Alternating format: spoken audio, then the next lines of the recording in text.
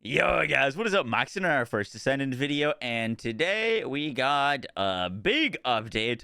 This update adds a ton of things, from new like arcade tuning options to a new boss to some balance changes and the much requested dynamic motion. We're going over everything you need to know in this video. Hope you enjoy. Let's get right into it. All right, so starting from the top, they added dynamic motion. It has been added. It consists of weak, medium, and strong motion, and the default setting is medium, and it's in the gameplay display settings, so you can go and adjust that. Next, they've added a new form of arcade tuning. These are like mutant cell slots. Basically, they're going to be a way to further customize your Descendants arcade tuning board, and you can kind of like socket them into a slot. It says, after activating a mutant cell slot, it must be unlocked to equip the mutant cell. Each mutant cell slot requires to be unlocked once, and the result will be applied to all loadouts in the unlocked Descendant group. To unlock, you need a 100 fission accelerants. Fission accelerants can be acquired by defeating the commander in Sigma Sector. So we're going to be farming Sigma Sector again to get these fission accelerants. And then you can change them. To change the effect of the equipped mutant cell, you must override it with another mutant cell. When in an override with another mutant cell, the equipped mutant cell will perish. Overriding mutant cell does not incur any cost. However, you can extract the function of the mutant cell, which requires 100 archagenetic scissors, which are another like new currency that is also going to be found from defeating the commander in Sigma Sector. So we're going to be farming a lot of Sigma Sector with this update. And then the mutant cells can actually be acquired by opening spoils boxes and selecting the mutant cell you wish to acquire. Acquired mutant cells can be found in the mutant cell inventory in the arcade tuning board, and these spoils boxes can also be acquired from Sigma Sector. So high-risk Sigma Sectors have a 5% drop chance of a spoils box, and then normal have a 2.5%. So definitely want to farm high. Now, what are these actual like mutant cells going to be doing?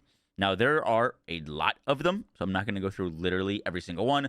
A lot of them are repeats for like, this is chill skill power. That gives you multiple stacks. This is electric skill power that gives you multiple stacks. And a lot of the power ones are relatively more tame. Like when attacking a burning enemy, you get plus 9.5% skill power. However, there are some pretty crazy ones here that require a little bit more conditions. Like when attacking enemies with the force skill, you grant final preparations. You get 15 seconds of 68% skill effect range. Some of these are pretty cool. Let me bring up these top ones. This on-skill attack upon enemies with max HP inflict defense neutralization, which reduces their defense by 50% and all of their attribute resistance by another 30%. This one seems pretty nuts. There's some ones for defense stacking, 85% skill critical hit rate, and more. So it looks like we're actually going to get some more like build diversity with these. That's kind of what I was hoping for. If we're going to go through all of the effort to acquire these, all of these effort to like socket them, that they would actually be impactful to your build. This one gives you 42% multiplicative damage increase to your skill crit hit damage. That's pretty nuts whenever your max shield is 50% or above, which is also pretty easy to do. So cool stuff there. The director's comment basically says that the new mutant cells are designed to enhance the battle efficiency of skill damage Descendants. However, we do recognize that there's still a performance gap to firearm dealers. We plan to bridge this gap in careful and gradual manner rather than hastily rush it to eliminate it. Mutant Cells is our first step in doing so. We'll continue to add more ways to bring the performance difference closer. Once the gap among skill dealers has been filled to some extent, we'll be adding more Mutant Cells with a wide range of effects to diversify gameplay styles. Also, we plan on an external component core update scheduled for June 19th, which will support the growth of defensive abilities of all Descendants. In addition, we'll offer new opportunities for you to set skill dealer Descendants in more aggressive ways.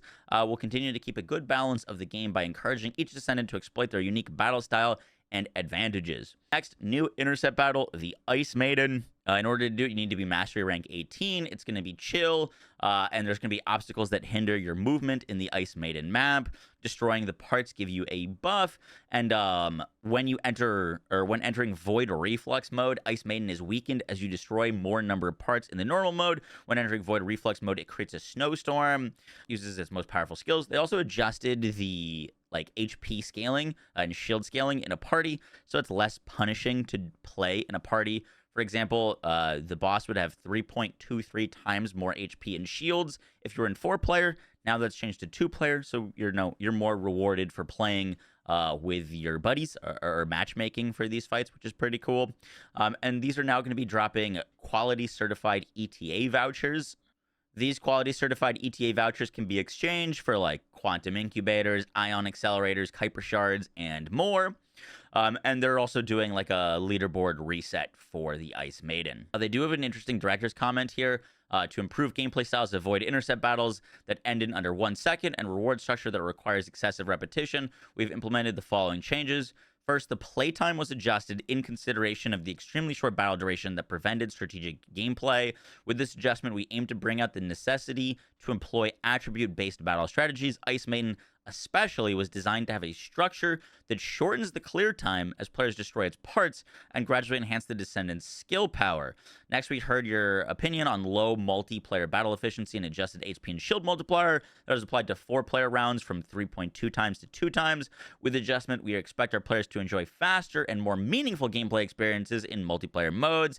As the battle duration will increase, we also adjusted the reward efficiency. Rewards have been adjusted to require less attempts to be acquired to ease the burden of repetitive plays, and we've made adjustments to offer more customizable items. However, to ensure the existing growth-oriented rewards, you'll be able to exchange some of the growth rewards with the ETA vouchers. We continue to make detailed adjustments to intercept battles so that you can enjoy tactical gameplay and the joy of defeating formidable enemies with other players. So it sounds like they're making it so that the fight is not going to last 1 second. At least that is their goal, but that you're going to have to do the fight less times to get the rewards that you want. And I think that's a good change. They've also added a recruit/join party. And you can set different like conditions to find people or find a party based off of like the descendants you want, or the mastery rank, or the region, or the ping. So that's all pretty cool. And there's also some new like multiplayer functionality. With weapons, multi-hit chance and multi-hit damage options have been added to the weapon options. It's like the reroll settings that you can get on your weapon. You can now like reroll to multi-hit chance and damage, which is pretty cool. And then they also said, thank you for giving us a lot of feedback on potential additions to the multi-hit core. We've decided on this development based on feedback from players. We've listened to various opinions on how we should implement multi-hit chance and damage stats into the cores. The most popular suggestion was to add them to special augmentation, followed by suggestions to put them in hit augmentation. We felt it would be more appropriate to include them family of hit augmentation so that multi-hit could become a competitive option alongside critical hit. However, we also had to consider that increasing the number of hit augmentation core stats to 5 would make it harder to get the desired stats. Accordingly, we opted to keep the existing cores unchanged and add a new hit augmentation AB core instead. This core can be equipped in the hit augmentation slot and consists of 3 stats: multi-hit chance, multi-hit damage, and weak point damage. This update will be rolled out on June 19th. Together with the external component core update, we'll continue to closely consider your feedback. So basically, they're making it so that we are going to be getting cores for multi-hit chance, multi-hit damage, and weak point damage, but those cores are not coming right now. They're going to be coming June 19th, and they're going to be their own separate slot. I think that's fine. It'd be interesting modding your weapons for weak point damage when, I'm blanking on her name right now, the Descendant that's coming, that's going to give us all of our shots are going to be weak point hits. Could be pretty interesting. And then, yes, Nell, sorry. And then we get to leaderboard ranking rewards. For the leaderboard ranking rewards, if you placed first to 100th, they're going to be giving out like Ingress Prime Challenger medals for, basically you can only earn these from having been in this place. So pretty cool that they're doing that.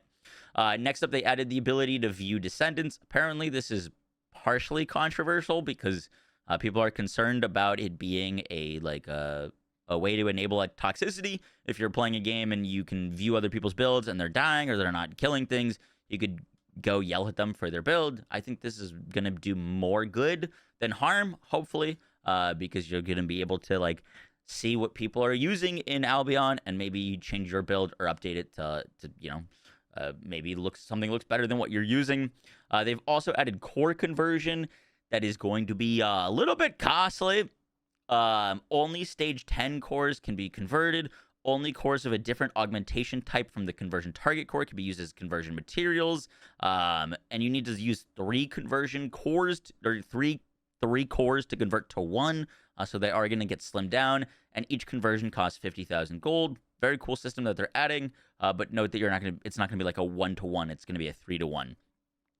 They're also adding inversion reinforcement loadouts, which is awesome, so that you can have different setups if you're playing like a gun build or a ability build.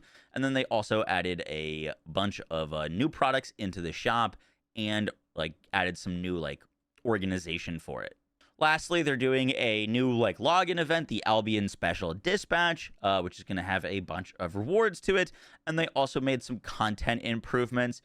This was an interesting one in particular. They changed the drop rate to 100% for common, rare, ultimate, and transcendent tier modules in the main rewards for content completion, which affects field missions, void fragments, void fusion reactors, and outposts. If I'm understanding that correctly, you're just going to get the like rare transcendent mod 100% of the time that you do this content, which is kind of insane, because like that used to be like a huge grind, was finding those like 5% to 2.5% like transcendent mod drops, and now I think they're basically guaranteed. They're also adjusting Void Vessel, basically making it more rewarding. Before, if you got ionized metal, you'd get 10 to 20. Now you're getting 20 to 40. Adapted protein, you're getting 3 to 6 before. Now you're getting 6 to 12. And they also upped all of the drop rates. So like they decreased the drop rate of gold, because that's not what you care about. And then upped the drop rates of like ultimate protein compound to 0.5. And then this went from 2.5 to 5, 25% to 45%. So good stuff there. And then in Sigma Sector, they added these quantum crystals and nano compounds, which are going to be what we need for the new like mutant cells. And then they also adjusted infiltration operations, increased the level of equipment obtainable from infiltration operations on normal, so that you're getting better gear while you're playing normal mode. They adjusted special operations on hard difficulty, so that you're getting more quantum incubators. And then they did cap out Serena's max HP damage multiplier. So when Serena's max HP is 39,000, the additional damage is increased to a maximum of 312. Above 39,000 max HP, the additional damage is capped. So basically, Serena has a damage cap on her HP. That HP cap is very high. 39,000 is incredibly high, an HP amount. So not too worried about that.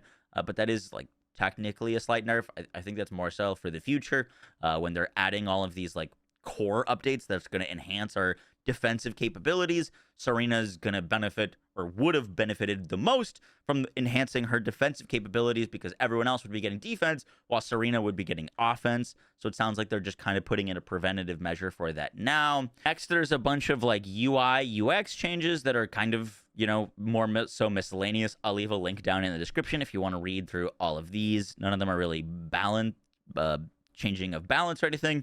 They're just kind of like the sees object status UI for ultimate belay, or like effects would not display correctly with Valby or ultimate Valby. What is actually interesting is these weapon and module changes, corrected errors in the unique ability info window of some ultimate weapons. I don't know if these are actually changes to them, or they're just changing how they were displayed, and these were how they were working beforehand. But for example, it says like for the Python, it used to be 1% toxic resistance down, and now it is 3.6% toxic resistance down per stack. This says it just corrected errors in the ability info window, so I don't know if that actually means that these guns are getting changed or not, but this would technically be a buff to the Python if that is how that is going to work. And we've got a bunch of other changes to weapons. For example, the restored relics, firearm damage is going from 5% to 2%. The executor is going from 20 seconds to 20% increase. The ammo cost per shot on the Excava is going from 5 to 4. The hammer and the anvil is going from the like reduction is going from 30% to minus 30% additive. Just some random changes. Not totally sure if those are actual buffs or nerfs, or if they're just, as they're saying, corrected errors in the info window. Guys, that's going to do it for the video. I hope you enjoyed. Let me know your thoughts down below, and I will have some more guides and stuff for some updated builds for these new mutant cells. I will catch y'all in the next one, guys. Take care. Peace.